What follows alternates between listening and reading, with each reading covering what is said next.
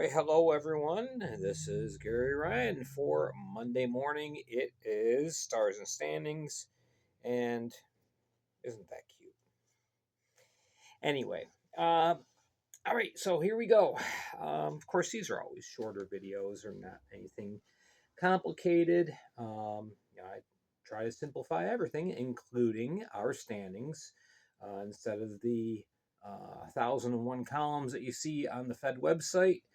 Get everything simplified. We got our wins, losses, overtime losses, the points, because the points are what matters, according to Drew Carey. Regulation wins and the points percentage, which of course comes into play later on this year with tiebreakers. So I thought I'd start off with the Empire Division first. Binghamton's still on top. Binghamton and Watertown, they just both keep winning. And Binghamton, 10-1-1, 28 points on the season. And looking good. Watertown right behind them with 26 points. The only reason why Watertown is a game behind is because they had that postponed game a couple weeks ago when they couldn't get down to Hudson Valley. So, if they were able to play that game, Watertown might be up in the top spot. 3-point win, they could be ahead of Binghamton. So both of these teams just running away with the division at this point. Port Huron in third, 5-4-1 for 14 points. We've got the Hudson Valley Venom still in fourth place. Not bad, 4-4-1 and 13 points. The Danbury Hat Tricks are the last team that are currently in a playoff spot. That's why I have these in blue. I mean, it's way, way, way too early to be talking about playoffs. The first teams won't even clinch for another about 15 weeks. I guess she doesn't like hockey. Yeah, I guess not. So 3-4-3 now for the Danbury Hat Tricks. And then we have Motor City getting that big win on Saturday night, improving to 3-7. The Dashers 1-8-1, hoping that they can figure something out because they need some defense. So 4 points for the Dashers, 9 points for the Motor City Rockers. All right, in the Continental, just hitch this up just a little bit. All right, it's still the Athens Rock Lobsters. Yeah, hiding there in first place, 9-1, 22 points. They only have 4 regulation wins. So who was mowing their lawn on November? What day is this? November 17th. Oh my goodness! All right. So Athens still in first place. Baton Rouge, here we go, second place. Look at that, 7-3-1, 20 points, and then I put Columbus in green because, as you can see, they've only played 7 games this year. They have yet to lose in regulation time, so they're 6-0-1, pretty fantastic. But 7 games, 18 points, 10 games, 22 points. So Columbus, if they're able to make up some of those games, they're going to be tough to deal with. Carolina now 5-1-3. They're tied with points with Columbus, but Columbus has more wins and a better winning percentage, so that's why they're in third. We have Blue Ridge Bobcats in the last quote-unquote playoff spot, 4-4-2. And then down here we have Monroe, 3-5-3, had a rough weekend against Carolina this last weekend, 11 points, and Mississippi, 1-8-1. So that is that. So let's go to the stars portion of our little segment here. All right, here we go. Oh, Billy! All right, so you know what? Boop. All right, there we go.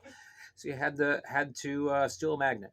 All right, 5 stars and a couple of honorable mentions. Nolan Egbert, what a weekend. He allows a goal on the second shot he faces, and then that was just 34 seconds in, and the rest of the weekend, Nothing gets by him, and so he ends up with a nice little save percentage of 984 there. Uh, Shutout streak is now 119 minutes 26 seconds. Um, Goals against of 0.50.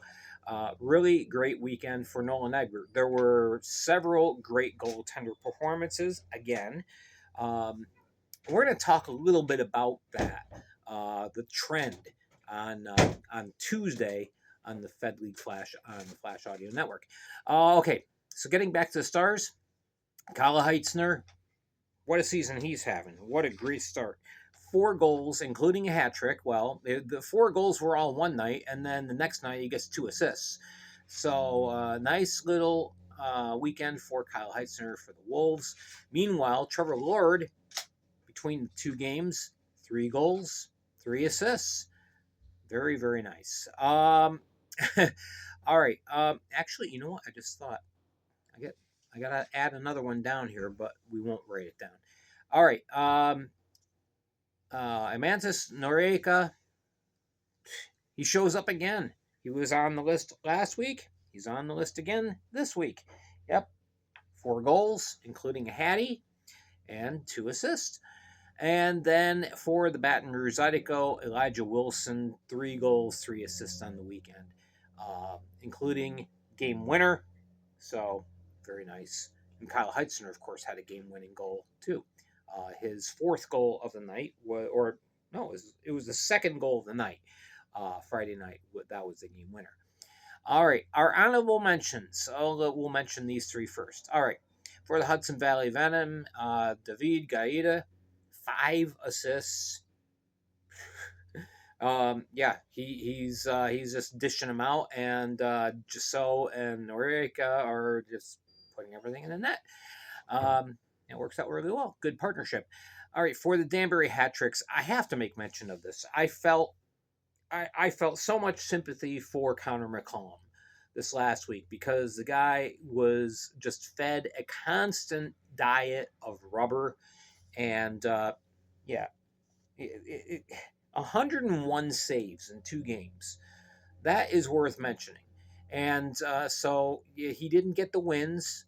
He ends up with a 205 goals against and a save percentage of 962. You gotta tip your hat to him. It would have been nice if he got some goal support up front, but sometimes that's just the breaks. The other goalie that we got to mention is Port Huron's Valtteri Nusiainen once again. He had 69 saves and 72 opportunities, so that's 958 save percentage, 2 wins, including a shootout win, and yeah, goals against 144.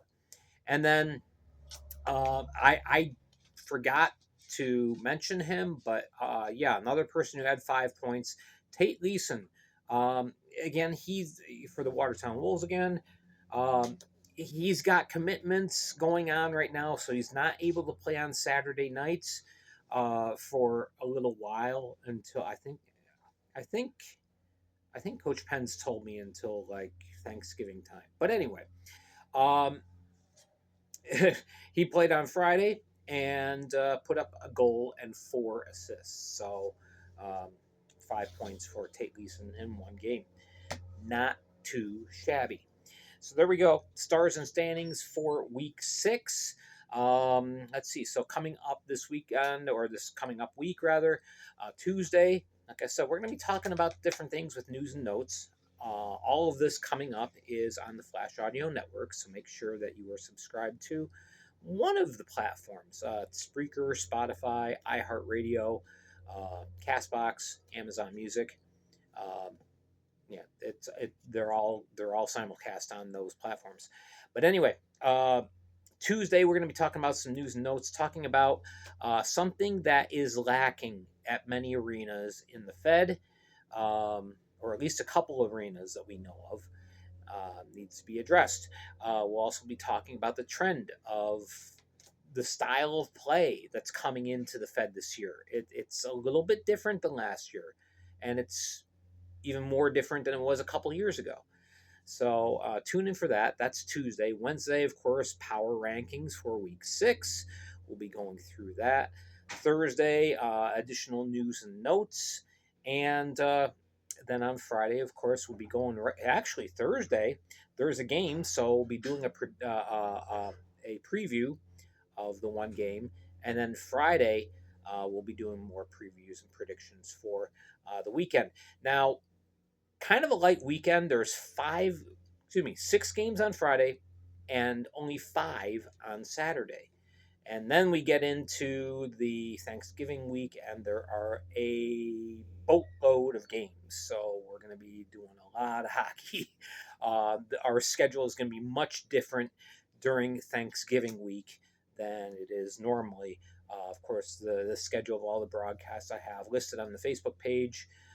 So, anyway, make sure you're following me here on YouTube, on Facebook, and on the Flash Audio Network. All right, thank you so much. I hope you all have a wonderful week ahead. Hey, it's Monday. We're still one day closer to Friday, so it's a good thing. All right, folks, I'm Gary Ryan for the Feather League Flash. Take care.